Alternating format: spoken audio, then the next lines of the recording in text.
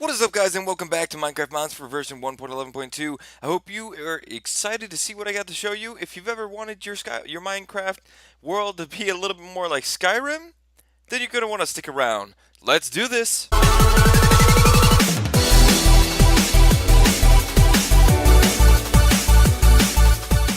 If there's one thing I've always wanted is to be able to grab the Skyrim pack from the Xbox edition of Minecraft and put it into PC. But we don't have that luxury, so we kind of have to find different mods and texture packs to make our Minecraft look a little bit more like Skyrim. And I think I've been able to do that so far with one of the mods called Varied Commodities by Knopes. This mod has a bunch of different little tedious little stuff in it that would make your Minecraft seem a little bit more like Skyrim if you were to set up everything like this. As you can see, this looks like a inn from one of the towns in Skyrim. As I pull up all the items in JEI, you can see there's 3 pages worth of items that this mod includes. Most of them are crafted with the carpentry bench that you'd be able to make that's a bit more advanced than the regular crafting bench. I went ahead and got a carpentry bench whipped up here. If you go inside, you can see it does have a lot more slots than the regular crafting bench. Now, if you wanted to figure out everything that you can create with it, you'd be able to make this little Varied Commodities recipe book. It's made by just putting 2 books together in a crafting bench. You go inside and you can see all these different items that are going to actually scroll through as you go through the little book.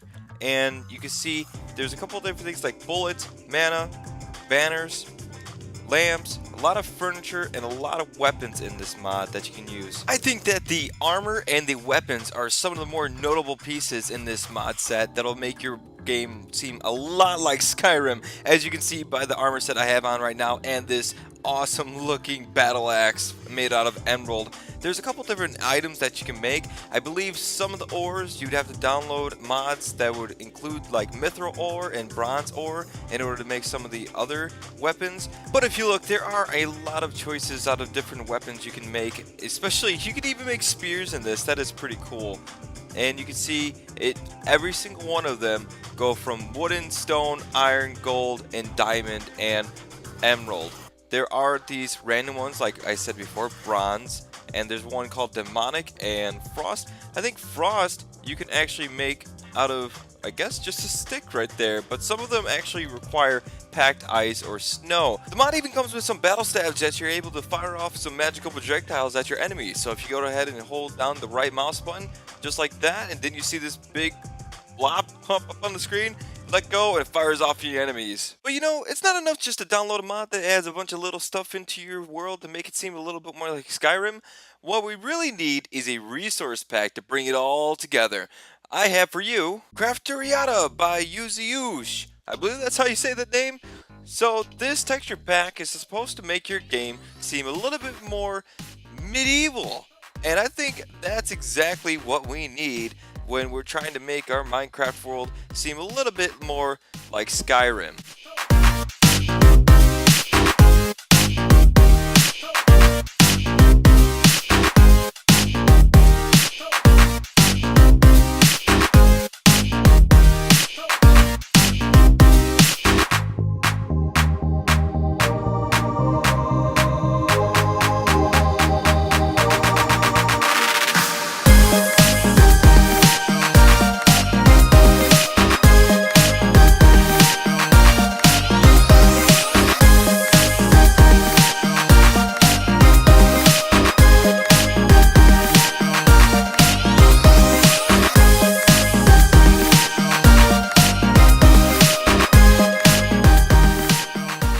You know, there is one thing that Minecraft technically doesn't have in the overworld that Skyrim has everywhere. And I think we really need that. So I went ahead and got the mod Ice and Fire, Dragons in a Whole New Light by Alex1, D1666, and Raptorfarian. These two made an amazing mod that fits so well into a Skyrim style Minecraft. It is ridiculous. There is a couple different things that might bug out on you because it is in production. They are working on it, but everything they've done so far is amazing. You can actually find dragons all around Minecraft in your Minecraft world, or you can find eggs from those dragons and tame them to be your pet. There are two kind of dragon species right now. The first is the fire dragon and the other is the frost dragon. You'll be able to find the frost dragon, of course, in cold regions, and you can find the fire dragons pretty much about anywhere else.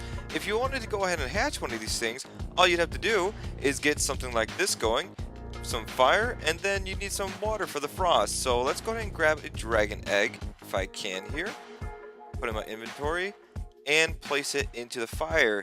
And over a course of time, I believe 3 in-game days, it will actually hatch into a baby dragon. And I believe this one is a frost, so we'll go ahead and take that and place it in the water. And after a while, get out of my way, what the heck? You see there? It froze over.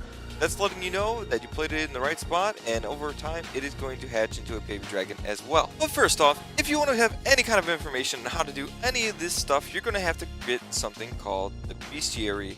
This thing you can obtain by getting some manuscripts. Manuscripts are in chests that you would find in dragon dens and caves, in treasure chests, technically, where you would find a couple of these. You would put 3 of these into a crafting table that you would be able to make one of the bestiaries. Then you would take this if you wanted to get a couple more things, because right now I'm in creative. I'd go in here and it gives me everything I need to know. It's not going to do that if you're in survival mode. What you're going to have to do is create a lectern, go in here, place your bestiary in there, and place some manuscripts in there, and over time it will keep loading up until you get a new form of this book. And look at that, my frost dragon hatched. That is awesome. So if you want to go ahead and try and tame some of these guys, oh, I think he just got bigger, or he's trying to do something. What we're going to do is grab a dragon command staff and a horn. So the dragon command staff, I believe if you click on him, it's not going to do a thing. Grab the dragon horn. Maybe we can put him inside the dragon horn. Yep, we can. So if you wanted to not have your baby dragon just go all over the place, you can grab your dragon horn and put them inside and carry them around. Okay, so the problem I was having earlier is that my baby dragon is so small that he was interfering with the dragon command staff when he was amongst all the grass. So I got him out of the horn, I went ahead and hit the staff on him, and it made him stay in place. And you could do that, see he's wandering, and then I click him again, he's staying. If you want to go ahead and grow your dragon though, you're going to have to get something called dragon meal. Dragon meal is created by getting some raw pork chops, any kind of meat, and bones surrounding just like that to create dragon meal. Dragon meal is used to grow your dragon.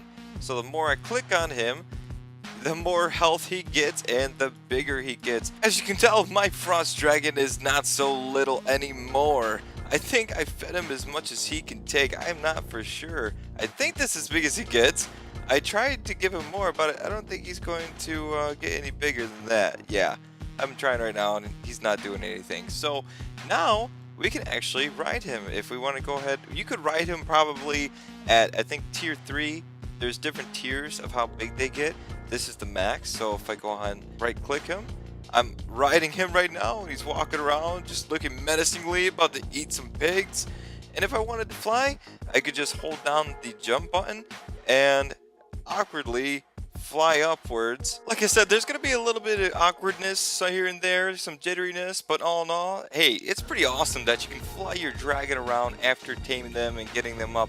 It's not as easy, like I'm in creative, so it's going to be really easy to get my dragon this big if I wanted to, but in survival, not so much. And as you see down there, there's some ice patches. That's because if you hold down R, your dragon's going to fire down some ice particles that are going to destroy things in its path. So as you can see, this is just crazy, the amount of damage that you can do with your dragon, your frost dragon. When you do the fire dragon, it's complete opposite and exactly what you would think. He fires off fireballs that would destroy and obliterate areas instead of freezing them over. And when you have the frost dragon, you actually have these cool effects going on. You see this cobblestone, it looks frozen. That's actually a texture effect added by this mod, and some of the ice packs that are going around and some snow packs.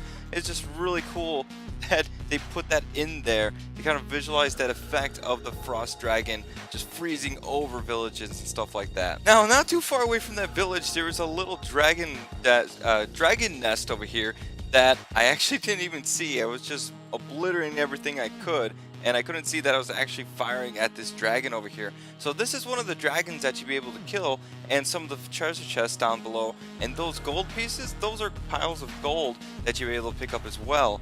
So they're not easy to kill, not at all. You would actually be needing a lot of potions, maybe some diamond armor, to get yourself ready to battle one of these things. On top of everything else that actually comes with this mod, they also add in dragon skeletons that'd be laying around in the desert that you'd be able to come across and grab the bones off of. The last few things about this mod are the couple little items that it adds in, like the fishing spear you'd be able to use to just randomly shoot into the water and get as many fish as you want. Silver ore that is used to make a couple different items with armor and weapons, and sapphire ore. Oh no, if you really want to have a game that just looks kind of like Skyrim, then you need this mod, because Skyrim has dragons, so your Minecraft needs dragons. Alright guys, so that's all the mods I had for you today. I hope you liked them. I hope you think that they would make your game seem a little bit more like Skyrim than without them, of course, or if they even come close to the kind of Skyrim pack that comes with the Xbox edition. So, if you would, please leave a like or a comment and let me know what you thought about the mods. And please, if you haven't already, subscribe to get more content like this every week. Thanks again. Peace!